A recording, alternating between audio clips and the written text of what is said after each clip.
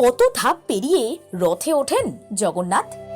রথের রশি আদতে কি জানেন কি? পুরীর রথযাত্রার সঙ্গে জড়িয়ে নানা কাহিনী। একে একে সুদর্শন, বলভদ্র, সুভদ্রা এদেরকে রথে তোলা হয়, আর সবশেষে জগন্নাথ দেবকে। পহণ্ডের পর একে একে রথে উত্তোলন পর্ব শুরু হয়। পুরীর শঙ্করাচার্য এরপর আরতি করেন। রথযাত্রা মানেই একটা দুর্গাপুজোর আমেজ, আর লোকে লোকারণ্য বদলে যায় পুরীর মেজাজ।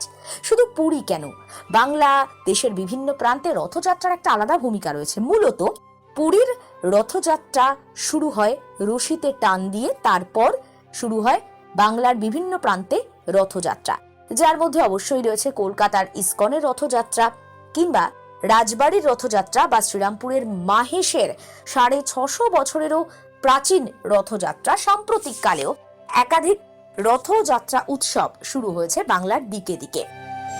এমনিতে রথের দিন মানে সাধারণ মানুষের চোখে একটাই নাম, পুরী। সেদিন সমুদ্র সৈকতের সব ভিড় যেন চলে যায় একেবারে মন্দির চত্বরে, কানায় কানায় পূর্ণ হয়ে যায় জগন্নাথ ধাম। জয় জগন্নাথ ধ্বনিতে মুখরিত হয় গোটা শহর।